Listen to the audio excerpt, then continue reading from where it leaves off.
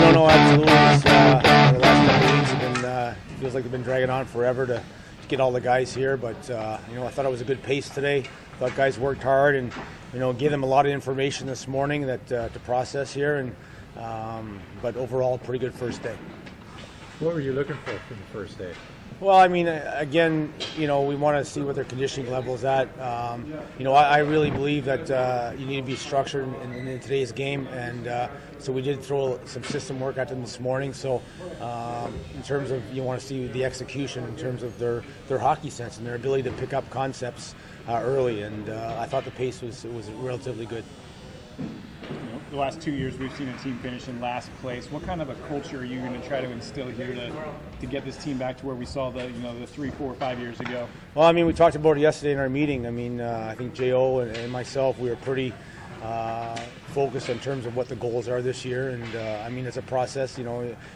You're striving to win the Kelly Cup, and that's what we talked about yesterday, and it's not going to happen overnight, and obviously a lot of things have to happen over the course of a 6-7 month season to accomplish that, but they know what our goals are, they know where we need to go as an organization, and we'll pick the 23 best guys that's going to give us a chance to do so.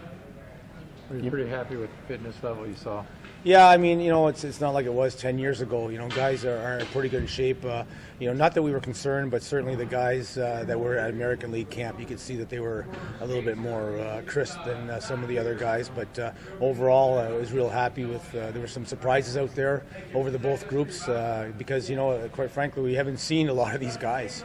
I've only seen maybe 5, 6 total, and 3 of the 6 I've seen in Oak City. So it's going to be an adjustment over here the next few days to see where we're at. You say surprises. Were you pleasantly surprised?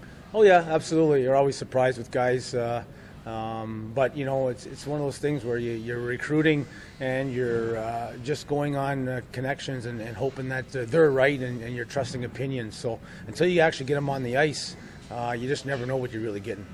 And how long will that take for you? Because today, like you say, you threw a lot of information on them. So they're on the ice thinking instead of doing.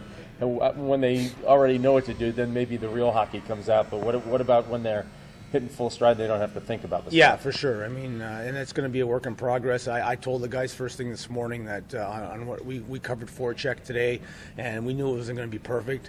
But tomorrow when we do a review forecheck, you're expecting a little better execution on a day-to-day basis, and that's all we can hope for over the next 2 weeks. So obviously you've only seen them for one day, but do you like the group, the talent that you've assembled over the summer? I mean, do you like what you're starting with?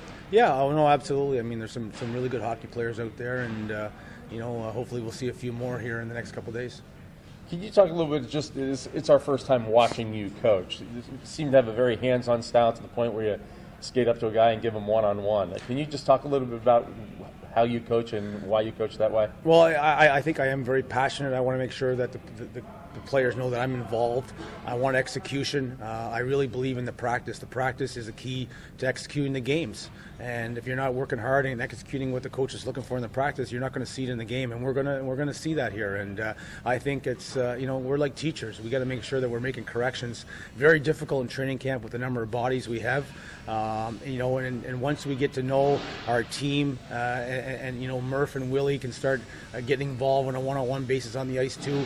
And let's face it, Willie and Murph are new to my systems too, and they're learning as much as some of the players. Murph, he played the systems that I installed in Charlotte 5 years ago, but it was 5 years ago, and Willie's been away from a little bit too. So it's going to be a work in progress for the coaching staff as well.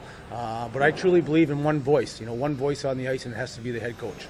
So you have 2 weeks till the first game. Obviously, you need to pick a final roster and get ready for the first game. A lot to do in the next 2 weeks. Yeah, no, and we're just taking it one day at a time. And the next 6 days we got a lot of information.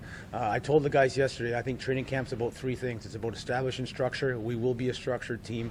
We want to make sure our conditioning level is up, and we have to build team chemistry. We don't have a lot of returning players, and chemistry is going to be a big thing to try and accomplish here in the next 2 weeks before Colorado hits us. I was going to ask you about chemistry. How do you determine that you see that? What are the intangibles that you see that you say, okay, this team's got chemistry? Well, the thing you run in when you have too big a roster or too many guys, and we have two groups here, is it's going to take a little bit longer, in my opinion, to get the team chemistry, because everybody's on their toes, everybody's quiet, guys are getting to know each other. So that's just going to be a work in progress, and hopefully we can get down our numbers here over the next 5-6 days, and then really start working on getting some. I'll tell you one story about the joker and the thief.